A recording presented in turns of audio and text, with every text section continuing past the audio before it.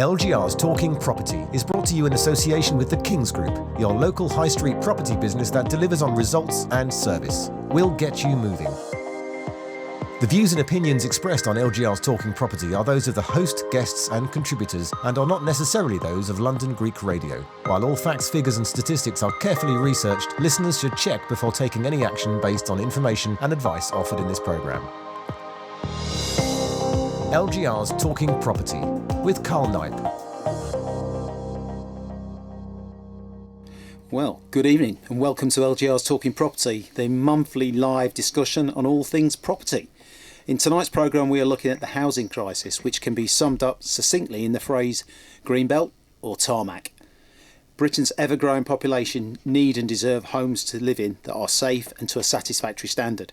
Too many people are living in substandard, crowded housing and sometimes squalor. The question is, where can we build these much needed and affordable homes? In the southeast of England particularly, this is a full-blown crisis that successive governments, be them Labour or Conservative, haven't properly tackled and executed. The government has now tasked local authorities with finding and designating land for new homes development, and it looks like some of this land is going to be the sacred Greenbelt. Is this the right thing to do? Where should these properties be built and what sort of new homes should they be? Should this be left to the free market to build these homes? Surely developers will build properties that maximise their profit and not necessarily the style and size of property that is required in these areas. Should the local community have more say? And are the present planning laws workable and fit for purpose given today's requirements and constraints? Who are going to be the winners and losers? We're going to focus in particular on the Welwyn and Hatfield Council Plan for Northaw and Cuffley in leafy Hertfordshire. Here, the Northaw and Cuffley Residents Association has stated that these promoted sites have a potential of 7,000 homes to be built and represent the biggest crisis we, that's the residents of Northaw and Cuffley, have ever faced. These challenges are being confronted right across the southeast in many communities. New homes have to be built. I think we all appreciate that point. We all have a voice though, and this will affect us all. Now I'm sure many of you listening tonight will have questions, worries or concerns about this particular plan or similar proposals wherever you live. If so, then text us on 0737 66 11 033. Message us on Twitter at LGR Talk Property or email studio@lgr.co.uk. We want to hear from you tonight. This is your chance to have a voice, your concerns or champion a cause. With me this evening to try and make sense of all this are two guests new to Talking Property. Firstly, Dean Williamson on LW Developments. LW Developments is a family-owned development company specialising in acquisition, planning and construction across North London, Herts and Essex. Dean joined the company in 2011. He's responsible for identifying new development opportunities, promoting land and obtaining well-conceived planning permissions that enhance land values and positively shape communities. Dean started his career at CB Richard Ellis in London, where he specialised in the valuation and disposal of land for developers, institutional investors and public bodies. He's been a member of the Royal Institute of Chartered Surveyors for over 13 years. Outside the property world, Dean enjoys spending time with his wife and two young children. His other love, though, is Cheshunt Football Club, which he took over in 2011. As chairman, Dean has overseen the growth of the club, winning numerous community awards. Last season, Dean proudly watched as the club were promoted to the Isthmian Premier League, and Dean's aim is to guide the club to the Football League and be a focal hub for the local community. Good evening, Dean. Good evening. Lovely to have you with us. Also joining us this evening is Barry Knichel from Save Cuffley and Northaw Greenbelt. Is that ScanGB for short? It is, yes. Good, Barry. Barry helped form Save Cuffley and Northaw Greenbelt, along with several other local residents, some 5 years ago in response to proposals for a large-scale development that threatened to extend the villages of Cuffley and Northaw by over 30%. The group was successful in defending the village from this proposal, but have remained in existence to help residents navigate through the local plan process that threatens to do more of the same. Barry's not affiliated to any political party or pressure group, but just a concerned resident that is looking to help the community plan their future. Lovely to have you with us tonight, Barry. Thank you. Now, please text Dean and Barry with your questions this evening on 0737 66 11 033, message them on Twitter at LGR Talk Property, or email studio@lgr.co.uk to give us your view. Put your questions to the guys. Now, we did extend invites to all 3 borough councillors for Northaw and Cuffley to join us this evening and give us their viewpoint. Unfortunately, all 3 councillors, George Michaelides, Simon Wren and Bernard Sarson, were surprisingly unavailable, as was Stephen Bolton, County Councillor for Hatfield Rural. It does seem a little strange to me that not one elected councillor could join us this evening, gentlemen, but to discuss what I think is such an important local issue when it's obvious the electorate want to hear their viewpoint. We also asked the representative to join us tonight from Welwyn and Hatfield Planning Department, but unfortunately no one was also available there, as this programme clashes with the Council's Planning Committee this evening, so I think we can let them off in that instance. However, Lindsay Bertram, who is the Senior Communications Officer for Welwyn Hatfield Borough Council, furbished us with a statement, so we'll get straight into this. Lindsay said the inspector examining our local plan has asked us to do more work to find suitable sites across the borough for around 4,000 new homes. It is not accurate to suggest we're considering 7,000 new homes for Northaw and Cuffley. Welwyn Hatfield is 79% Greenbelt, and we know residents want to protect that. We do too, which is why we're working hard to make the most of our brownfield sites. But the fact remains that there is not enough land in urban areas to build new homes our future generations require. We need to have a responsibility to put housing in reach of our children, and the consequence of us not planning carefully for that demand could be devastating for the borough. That is why we'll be doing a lot of work now to look at the sites that have been put forward and try and find the right and correct balance between growth, the growth that we know is needed, and its impact on the countryside, the vast majority of which will be protected.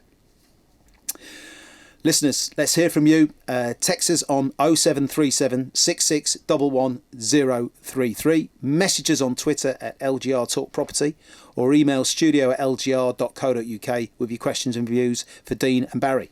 So, let's get straight in there. It would seem that Welwyn and Hatfield are only proposing 4,000 new homes, not the 7 that maybe we've thought might be the case. But it's not. I don't think it's that clear whether that's across the borough or it's just Northaw and Cuffley.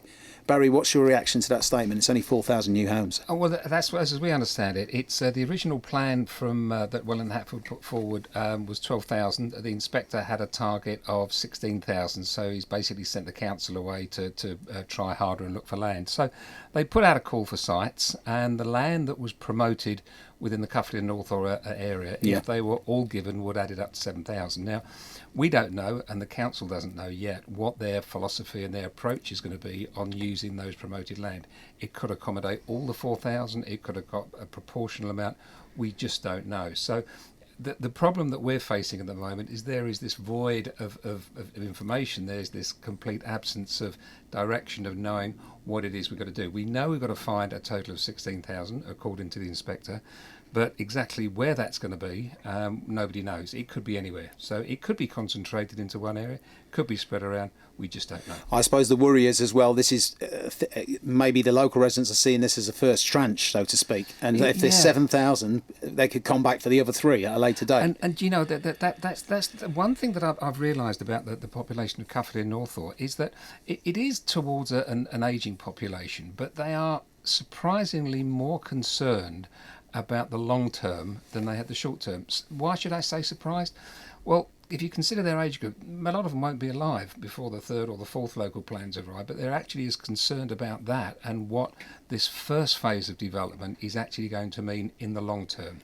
And although we've received some assurances that it's only going to be of a certain proportionate volume, there's absolutely no guarantees on this at all. If the inspector decides he does or doesn't want to build somewhere, then that's what the council has to abide to, unfortunately. Well, the problem is things change, don't they? And we know it's an ever-growing population. Yep. We'll come on to that. Dean, new homes are needed, though, aren't they? They are. We're facing a massive housing shortage in the country. Not just Welwyn and Hatfield. So the problem we have is that I think studies suggest between 6 and 8% of the country is actually built on. So we do have vast areas of unbuilt land. Doesn't mean we can build on it, of course, but we have to have a sensible, drawn-up approach as to where this housing goes. Yeah. I wanted to bring to your attention, gentlemen, a recent article on the 25th of June in the online Property Reporter, which looked at how much we pay for some peace and quiet. Something that's, I think, very valuable to many. There were varying results across the country, but the overriding conclusion was that peace and quiet has a value, and this increases to the older buyer or occupant as they reach the latter stages of life, which sort of goes with what you're saying, Barry. This is going to be a problem for areas where the demographics of the occupants are heading in this age direction, like Northaw and Cuffley. Is it not, Dean? I think peace and quiet is valuable to everybody, regardless of age. I think that. But do you think that older people maybe put the demographics of an area put maybe I think younger people are more. They've got more going on. They accept things more, whereas older people maybe they've paid in their mind, or they've bought not only a property, but they've bought a lifestyle. They've bought that little bit of peace and quiet. Yes, I did read that report that you referred to. It was a bit sketchy as to how they've analysed it. Yeah. So, for example, in Cuffley, if you move from the city to Cuffley, Vase would be high in Cuffley, but it's got good housing stock, good transport links, a good school. So that I found it a little bit misguiding. Nonetheless, yes, people would place value on that. And that's where the planning system comes into play. And there are policies in the proposed local plan that address environmental issues such as noise pollution, air pollution. So, well, we're going to come on to those because we're going to talk about those. I think particularly where Cuffley and Northaw is concerned. So there's issues like that. Just going back to what I was saying, Barry, do you find that the residents they put high value on their peace and quiet village life? I think they do, and a lot of people that moved to Cuffley and Northaw did so for that very reason. If they didn't move there and they grew up there, it's something they become familiar with. But I think that there's also a wider picture here about quality of life, and not just on the peace and quiet, but also on the infrastructure, on the social and healthcare that's around. And I think people, for the most part, are quite accepting of the fact that we need more houses. They recognise it. Most of the people that I know have got children and have had to backroll their children in order to buy a house, because that's the only way they can afford to live in the southeast.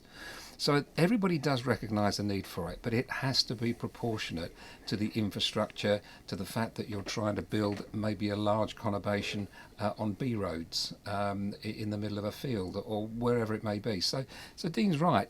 We must have joined up thinking when it comes to how we plan these communities. It's not just about building estates. It's not just about the numbers game, which unfortunately has been up to now, of building 300,000 homes every year. And that's the mantra that the government have been put forward a long time. And it's necessary, and we do need it.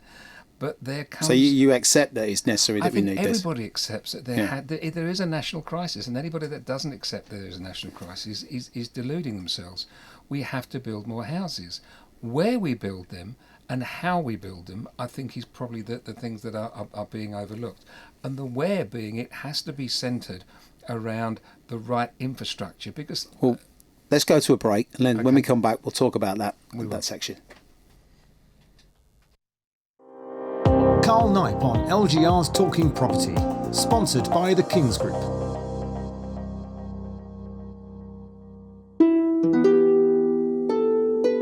Στις δύσκολες στιγμές που ακολουθούν την απώλεια ενός αγαπημένου προσώπου, εμπιστευτείτε το γραφείο κηδιών Δημητρίου and English.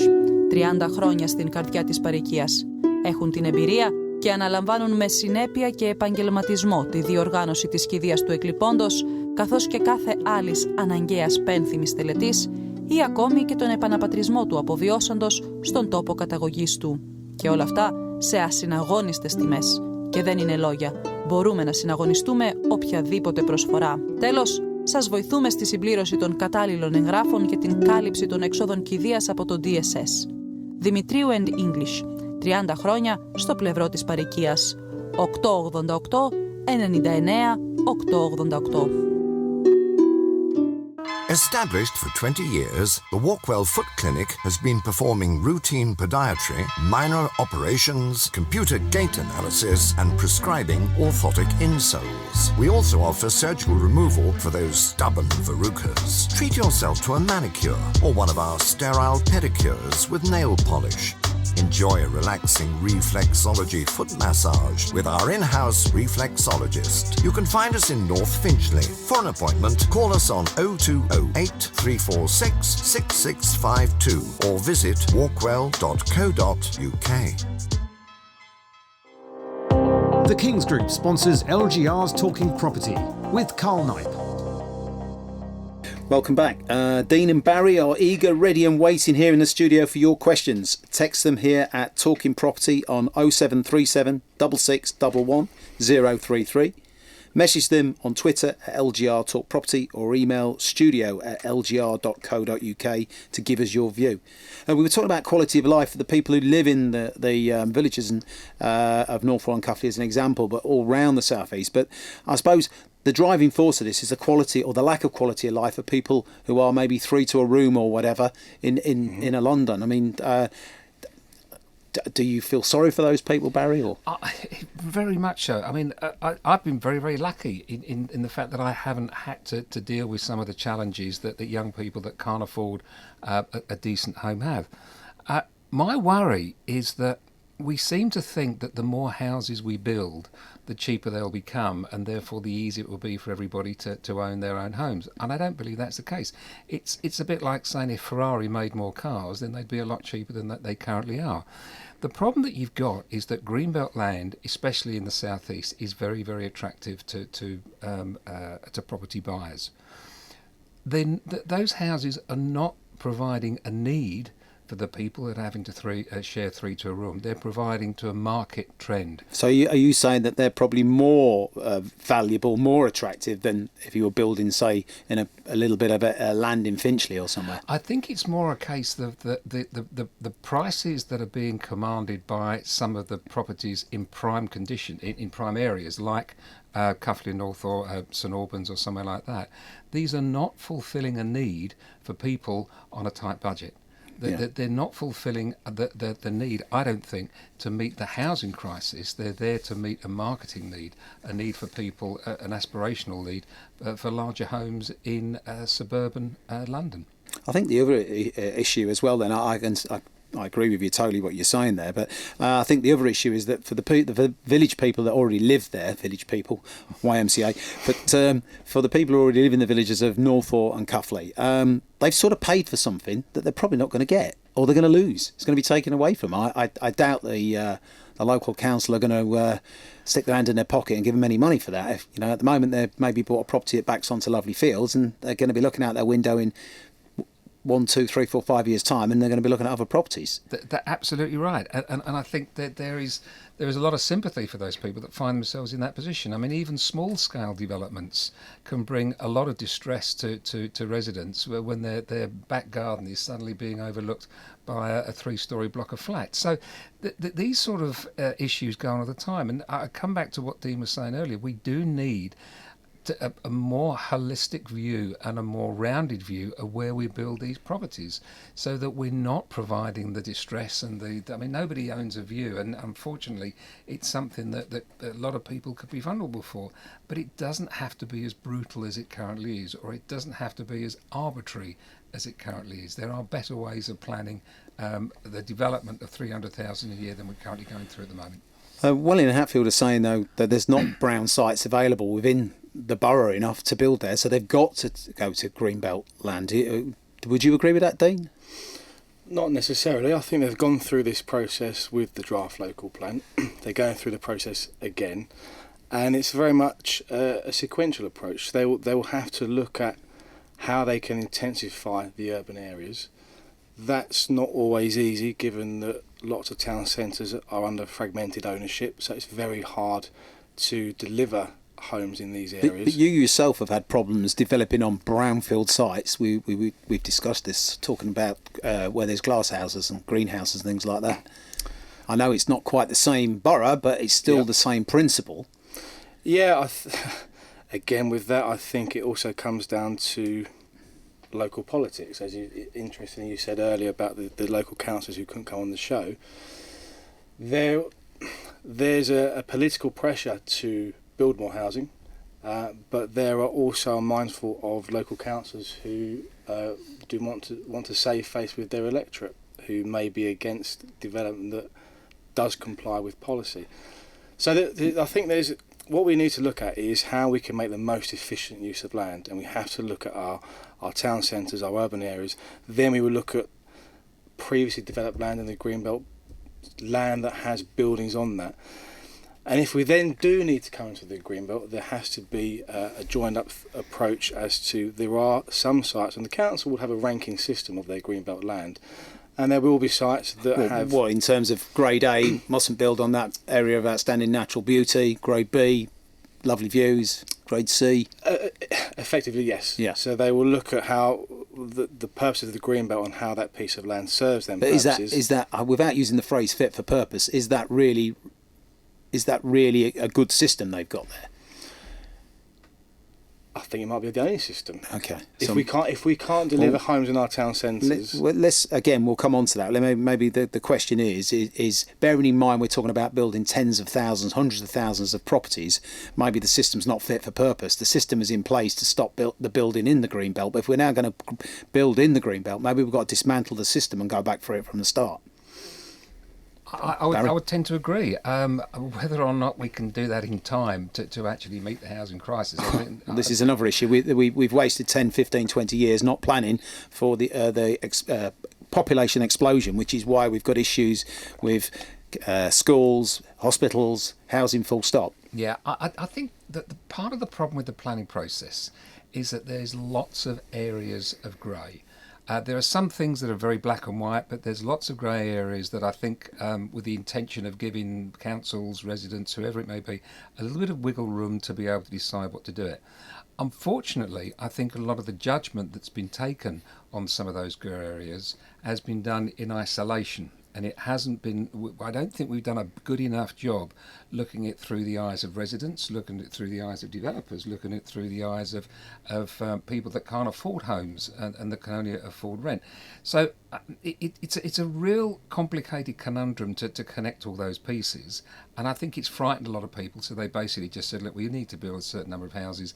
And it's become a numbers game, not, to use Dean's word, a developing a community issue. Yeah. And I think that has been the downfall of certainly the Welland Hatfield local plan, is that everything's been focused around numbers. And I think that certainly residents feel quite threatened, the fact that their protests, their comments, their consultation process haven't really taken on any of the concerns that are there. The local plan framework is expected to do that. The intention is you develop a local plan in conjunction with the local people and all the local stakeholders.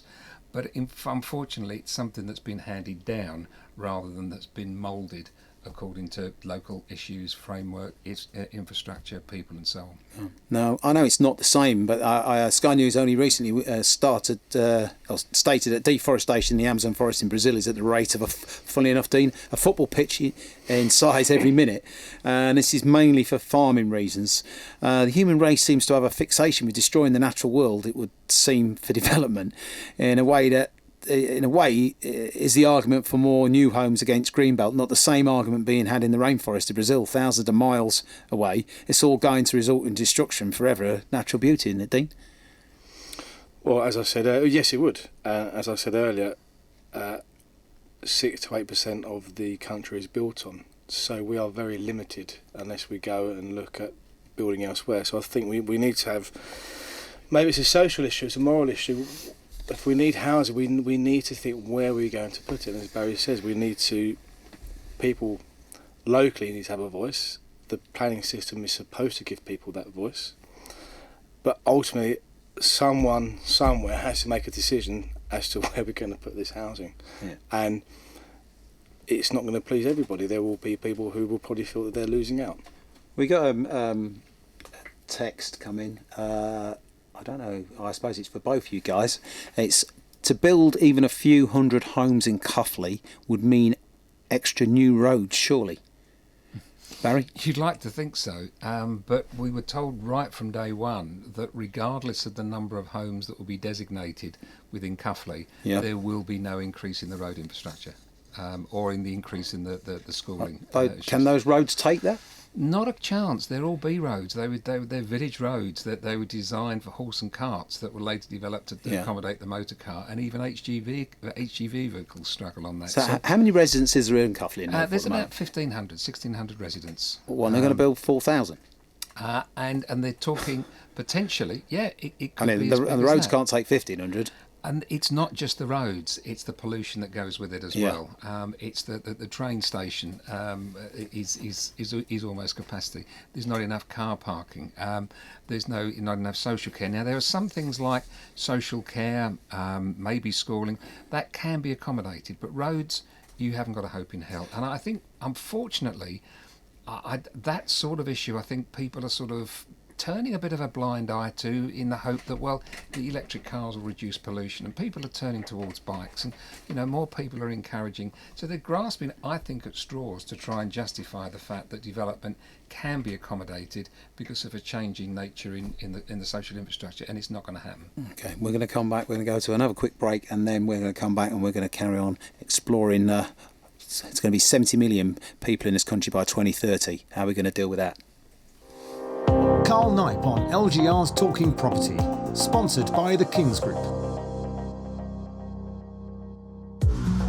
Kings Group has been in the high street for nearly 30 years. Agreeing a sale on your property is the easy part. Ensuring it completes and you move is the hard part in today's market. That's why we're here with you every step of the way, and there's no upfront fee. At Kings Group, we are local property experts with a proven track record. Kings have won over 50 Estes Awards for customer service, voted for by you, the public. We have also been awarded the FIFO Gold Service 2018 Award for Outstanding Service, voted again by our satisfied clients. We are motivated to move you with the minimum fuss in the quickest possible time, while ensuring you are given the personal customer service and advice you deserve. Kings Group, with branch offices across North London, East London, Hertfordshire and Essex. Kings Group offer a special discount of 20% to LGR listeners off all our standard fees. Simply mention LGR's Talking Property for further information. Please call on 01707 872 000 or visit www.kings-group.net. Kings Group, you only pay on results, not promises. The Kings Group sponsors LGR's Talking Property with Karl Knipe. Welcome back. Gentlemen, let me bring to your attention what the House of Commons Library have said, and that is that the population of the UK is predicted to hit 70 million by 2030. So we're only talking 11 years' time, less than that, 10 and a half years' time. So whether these new homes are built now or in 5 years' time, certainly some, if not a large proportion of them, are going to have to be built on Greenbelt, are they not, Barry? I think there will need to be some Greenbelt sacrificed to meet this. When and in what quantities, it's difficult to say.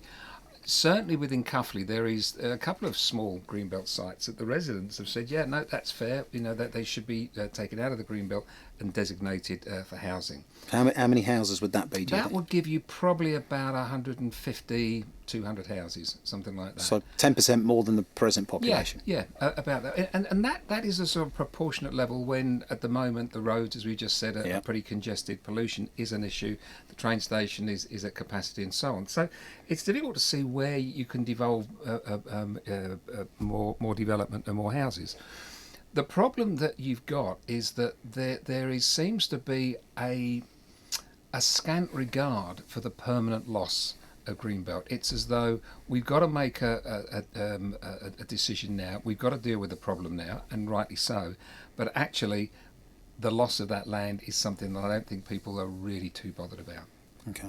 Do you think, in your opinion, there's better locations within the borough to build these rather than what would be basically the building of a new small town? Well, actually, considerably twice the size of the towns, the two villages that are there now. That's right, and that was one of the issues that was first mooted by the council. Do you go for a small, it's self-contained town in order to support this? But then you've got to build the infrastructure. You've got to build the schools. You've got to build the hospitals. You've got to build the transport links. And that wasn't part of the plan. That's going to take a lot longer. It's going to take a lot more money to do. Much better to try and use existing infrastructure. But the existing infrastructure just cannot cope. And that's the bit that seems to be overlooked. Okay. We want to hear from you listeners out there this evening. Text Barry and Dean here at Talking Property on 0737 6611 or message us on Twitter at LGR Talk Property or email studio@lgr.co.uk to give us your view this evening. We want to hear. So what other factors is there? Pollution, we're talking about. What about noise? Noise pollution is going to be a problem, isn't it? Yeah, it is not as bad as the air quality issues that we have at the moment, but noise pollution, light pollution is an issue wherever you go at the moment. I think people are prepared to accommodate some degree of disruption, but I think there comes a point where they're going to say, no, enough's enough, and we're just basically putting far too much strain on an already fragile infrastructure.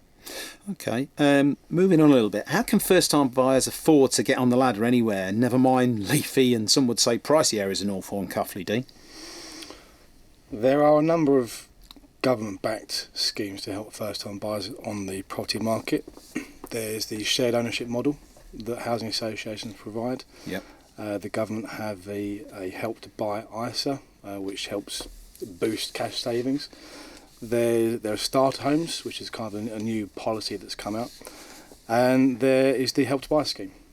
Well, in the Metro paper last Thursday, there was an article titled there, Building London Homes You Can Afford. Here, Darren McCormack, Group Sales and Marketing. Do you know Darren at all? I don't know. Oh, right. Darren McCormack, Group Sales and Marketing Director of Fairview New Homes, said London Help to Buy can provide loans of up to 40% of the value of a new home. This is interest-free for the first 5 years, so to get on the ladder, you only have to find funds for the remaining 55%. The article went on to show a map of London and the various sites selling new homes now and in the coming months. This is a good thing, isn't it, Dean? For helping the poor, hard-pressed first-time buyers onto the property ladder. Oh, I think it's very good. And the company I work for, LW, we are a registered Help to Buy provider. Right. And we've helped provide homes for dozens of first-time buyers in Hertford, Ware and Hoddesdon. Do you agree with that, Barry? I do. Look, I think it's great whatever support that can take off parents' shoulders and help their children. I'm all for. I think the problem is the fundamental cost of the purchase rather than the actual funds necessary to do it. I mean, there are some obscene prices of properties that aren't merited by building costs, as Dean, I'm sure, will justify, but more about the land costs they're going for. And that is inflating a huge amount, I think, of new properties. What the answer to it is in terms of market economics, I wish I had an answer to you on that one. But I think that just the basic cost of houses, when you look at the property prices within that area, is exorbitant. Okay. Again, text us on 0737 6611 messages on Twitter LGR Talk Property or email studio@lgr.co.uk with your points of view. We've got one very nice question's coming to me. It's coming to me, this particular one. Why have you got a developer on as they are all in it for themselves, you numpty? Well, I think I won't put that across to Dean. I'll probably address that as myself. I think that is, I don't know who that is. Funny enough, I haven't put their name on there. But that is probably one of the issues and problems we've got, that we've got too many people who are not understanding the whole system. They're taking sides, and they really don't understand that really with these houses and properties have got to be built somewhere. We've got to do that. And the only way we're going to get over this is by working together and trying to find suitable sites that we can agree on, and then it's no different to the X Factor. You've got all your pictures there on the table. We can all agree on these ones, and we've got these ones that we don't want, and we've got these ones that are in between. And that's the ones in between that we're going to have to work our way through. Would you agree with that, Barry? I would. I sort of have some sympathy with that comment. The present company accepted, of course. But calling me a numpty? No. About the developers being in for themselves. Of course they're in it for themselves in order to make money. That's not the problem. Well, they wouldn't be in business otherwise, would they? Not for very long. Exactly. And if people want good quality, well-built homes, then you've got to have a good developer to be able to provide that. The problem that you've got is that there is huge paydays involved in the land that's looking to be developed within the Welland Hatfield area. it's exorbitant money. It's extreme, and this is only going to happen to those landowners once. So, there's a lot of people that stand to make a lot of money out of selling a field for development. So that's my point. Under the present legislation as it stands, that was designed 50, 60 years ago. Is that prevalent to what we're talking about now? Is we're talking about another mass build, really, very similar to what we had in the 30s and 40s, where we had a mass building, and now that was fine. And towns and cities doubled every 10 years for the first 10 years or so until the 60s when we introduced the Greenbelt land situation. But now we're talking about something completely different. So are those rules and regulations, Dean, still prevalent today? Well, I'm still thinking about that last comment, Carl. Just to go back on that, I think for some reason developer has become a dirty word. Yes. I'm a chartered surveyor. I've been for 15 years. Yeah. And I take my role very seriously, and we provide a service as does any other industry. So within development, you've got planners, you've got architects, you've got solicitors. These all provide a service to the end of the day to provide housing, and people all live in a home that was built by a house builder. Yeah. So to go back to kind of the point we were making, as a developer, we buy land, we build, we sell, and there's a profit margin, but it's all relative in terms of the cost and risk involved. Yeah, and the margins, I would think, particularly these days, because everything's so commercially combative, that I suppose the margins aren't quite as good as maybe they would have been 20, 30 years ago. They're extremely tight, and they're no different to any margins. I think, going back to Barry's point, where the person who makes the money really is the landowner. Exactly, and this is another part of the problem, and landowners are a part of this process as well. They sometimes watch TV programs and they have this highly inflated idea of what they can get for their land, because the farmer down the road 10 years ago sold it for so many million, and they expect that. And when you say to them, well, that's not possible, because there's all these policies we have to consider. We have to build low carbon homes. We've got all these environmental considerations to factor in. We need to provide affordable housing, which in Hatfield I think is 35%. It all affects the land value. And if they say, I'm not accepting that, we can't build any homes. So there has to be a sensible approach, and as Barry said, us as a developer, I have to provide, my role is a balancing role. So I'll look at a site, a landowner will approach me, and it will be very much, we have to make sure that we come up with a scheme that's policy compliant. We have to make sure that we engage with the community, and we have to make sure that at the same time we do our best to maximise the value for the landowner, because otherwise they won't sell. And if they won't sell, or if we don't engage with the community, or we don't produce a policy compliant scheme, we'll be refused permission, or the landowner won't sell, and we won't have any housing at all. So this is what I'm saying about changing things. Would it not be sensible that if there was some kind of restriction on the price for this Greenbelt land in relation to normal building? So if normal building land is, I don't know, what's the price of a normal build land? You can't. It all depends on exactly. Give me an example. Just give me a quick one. £500. Sorry, for a build cost? Yeah, per square foot. Say all in £150 a square foot. Okay, so if it was £150 a square foot, it could not the roughly in the area of Northaw and Cuffley, could the council not put a 40% discount and say, well, the maximum's going to be £90 a square foot? This is still massively more than the value of that land is today prior to this, and then make sure it's sold at that, Barry. I'd love to think there will be some constraints put on the land prices, but land is scarce and carries a premium, and whichever way you look at it in a free market, it's going to be very, very difficult to try and regulate it. It is. I completely agree. I would have no problem at all if we put discounts on the prices that property was sold at. All would happen is that price will be factored in.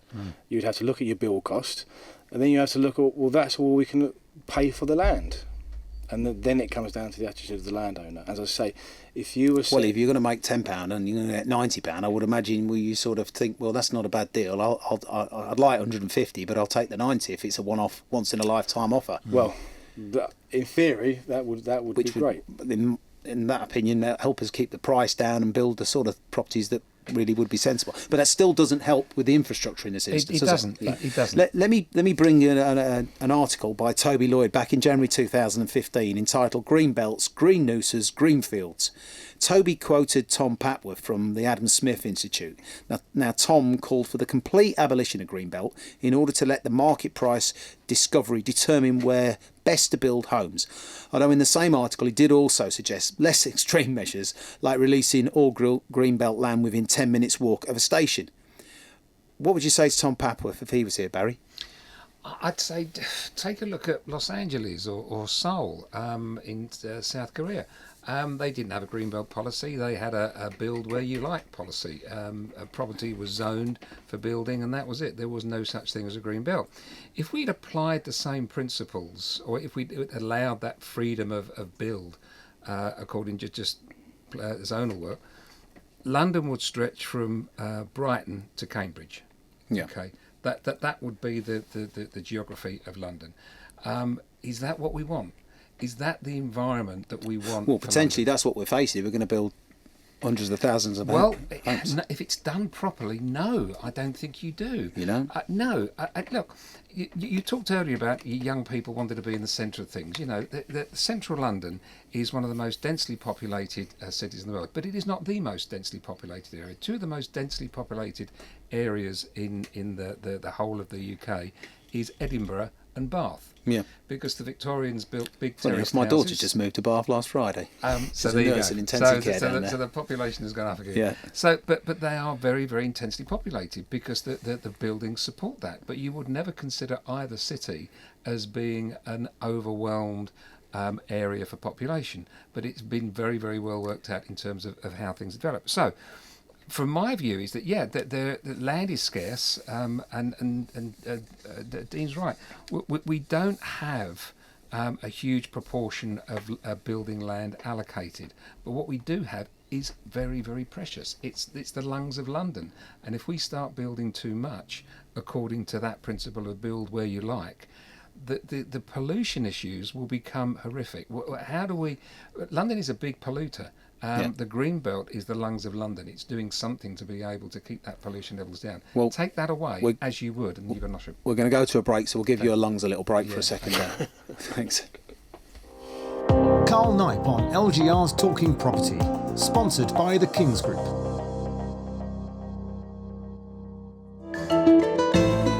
Harrington's Fish and Chips, located in Potter's Bar, offers daily fried and grilled fresh fish. Harrington Fish and Chips also provides a mixed seafood platter with lobster, octopus and scallops. Any other fish you would like, please call us a day before to order. 11:30 a.m. to 10 p.m. Closed all day Sunday. Mention LGR Monday to Thursday and get 15% off. Call Harrington's Fish and Chips on 01707 657 060. 39 Darks Lane, EN6 1BJ, opposite Potter's Bar train station.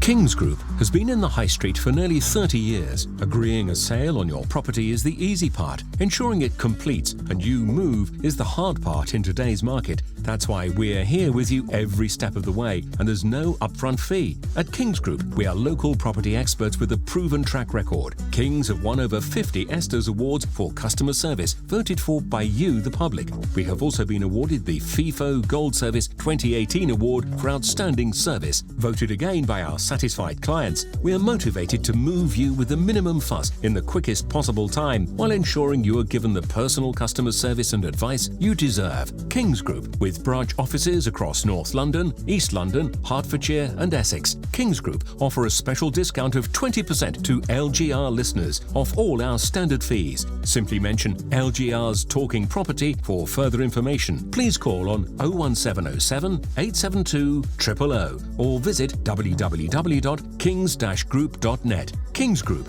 you only pay on results, not promises.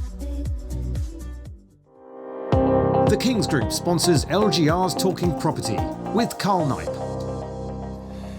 Great, thanks for coming back. Dean, this might sound like a silly question, but how can developers help and assist communities in future going forward? Because it seems to me there's got to be a lot more engagement there in what appears to be a sponsored build, for want of a better phrase. I think the key of what we've been touching on is communication, and it's engaging with the community at an early stage And it's just about having sensible discussions about the housing that we need and where it's going to go. Because I think the problem with all these types of things is you get a lot of Chinese whispers, don't you? Is that a fair point? I think so. These things get exaggerated and pulled out of proportion as well. Well, yeah, I think, again, not always, but this 7,000 homes in Cuffley and Northaw, the need is for an additional 4,000 across Welling and Hatfield. Across the borough, yeah. A number of sites have been put forward in all the various towns and villages in the borough. I mean, are there going to be 4,000 in Cuffley and Northaw? I think the previous local plan had allocated 500, I think, Barry. So out of the thousands that could have been accommodated in the last draft local plan, 500 were put forward. So again, this is kind of Chinese whispers, as you say, scaremongering, fear. It doesn't help though when we haven't got any local councillors who are prepared to put their head above the parapet and come in and talk to us. We're not trying to shoot anyone down. To be fair to them, I don't think they know what the score is. I don't think anybody's made their mind up. I think that's fair, and no one's asking them to make their mind up and say it. But I do think as elected members, they really ought to be putting themselves out a little bit more, where people can ask them questions. No one's asking for a silver bullet. No one's asking for the absolute, 100% this is what's going to happen or whatever. No one's asking for promises. All we're asking for is for them to sort of listen and take it on board and give us an inkling that they're actually going to work with the community, maybe, not necessarily work with the establishment. Yeah, and I think it's not just the councillors, it's the council leadership, it's the planning function, it's even the legal teams, I'm sure. There's a lot of players in this, and trying to, as Dean said, trying to get everybody on the same page and communicate the same message is proved nigh impossible up to now. And I think nobody knows at the moment, because we've had the call for sites process. Yeah. Then they had the whole consultation period, so local residents, stakeholders can then comment on all the sites that were put forward, which no doubt everybody in Cuffley and Northaw did. And now it's down to the council to consider all the options, weigh up where this housing should go, and they'll take into consideration the environment and the infrastructure, and then they will come to a decision. And then I think there'll probably be another round of discussion and comment on that decision, and ultimately it will be down to the local plan inspector to say, right, he'll have to look and say, is this justified? Now, where the amount you're proposing, is this justified? Are there better alternatives to the solution that you've come up with, and will it be delivered? Because if it falls down on any of them three, the local plan won't be adopted. And then you end up with a complete policy void, which will be even worse, I think, for villages that might be more of a scattergun approach. Well, yes, because what will happen then is there will be some people who put forward their land, and they say, well, you haven't got a 5-year housing supply, so really we should be given permission on this piece of land, and that's what you want to avoid. It really does take what protection we do have is completely eroded because there's no 5-year plan. But just to go back to this communication point to illustrate Dean's point, when the consultation went out, you basically went online and you answered a few questions, and one of the questions was, where did you hear about the local plan call for sites and the need for your comments? Was it a local community group, newspaper, online or whatever? There wasn't one answer required there for, did you hear it from the council? So the council themselves didn't expect anybody to respond to this call for sites based on information they were putting out, because they didn't ask for feedback or whether or not. So that gives you some idea of the... People aren't looking this through the eyes of developers, through the eyes of residents, through the eyes of environmentalists, through the eyes of people that are stakeholders within the communities that we have at the moment. It's merely a numbers game to say we need 16,000 homes. Where are they going to go? That's it.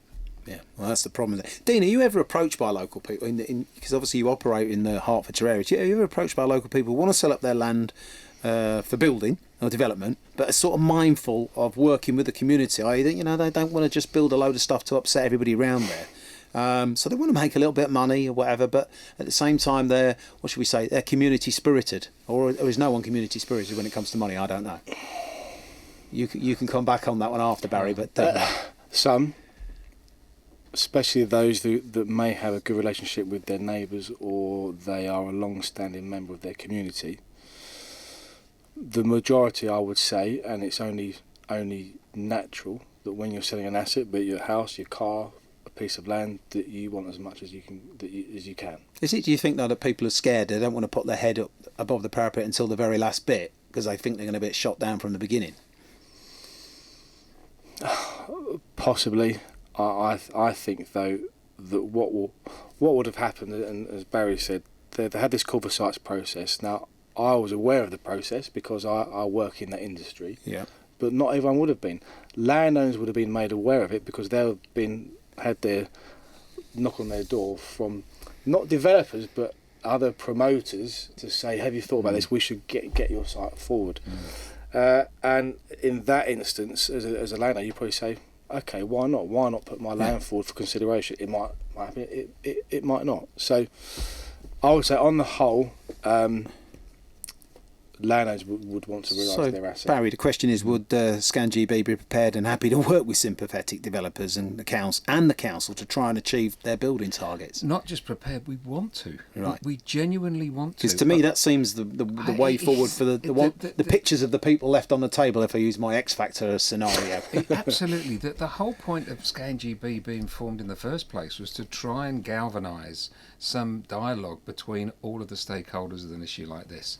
And where there has been sites in Cuffley approved within the local plan, most of them, not all of them, but most of them have got the full support, not completely the full support, but certainly a consensus of support from the community because of that engagement, because they trust the developer to be able to deliver the type of housing, the facilities, the support for the local infrastructure that we're looking for. It can work, but it needs the right attitude from all the stakeholders concerned, and you don't always get that, developers included. Well, this evening we got 2 out of 3. We're just obviously missing the local council or councillors or whatever to come along. I do feel it's a missed opportunity because I really do think that if you can start this process, then you can often carry it through by building relationships. Is that fair, Dean? I think any business is built on relationships, and I think as we've discussed,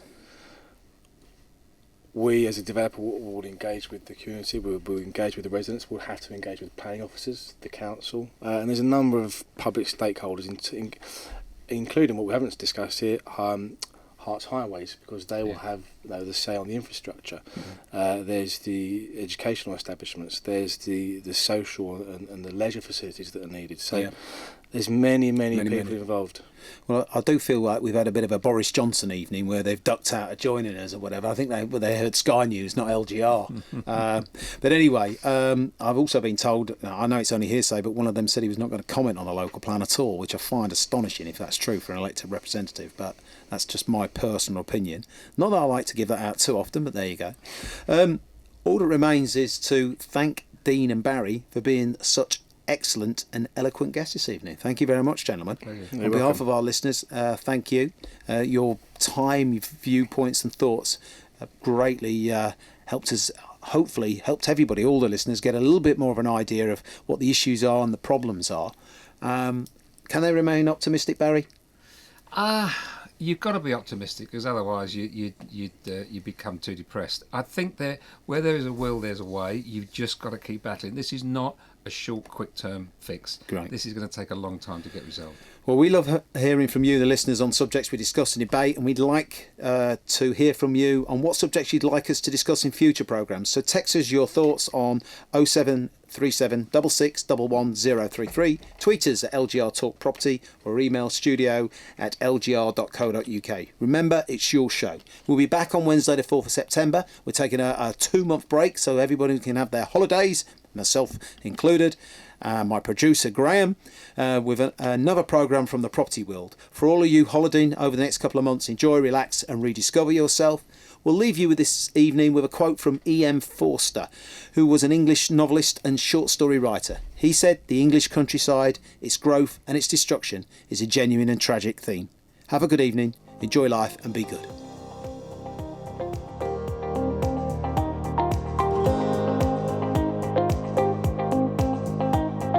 LGR's Talking Property was brought to you in association with the Kings Group, your local high street property business that delivers on results and service. We'll get you moving. The views and opinions expressed on LGR's Talking Property are those of the host, guests and contributors and are not necessarily those of London Greek Radio. While all facts, figures and statistics are carefully researched, listeners should check before taking any action based on information and advice offered in this programme. LGR's Talking Property is presented by Karl Knipe and produced by London Greek Radio.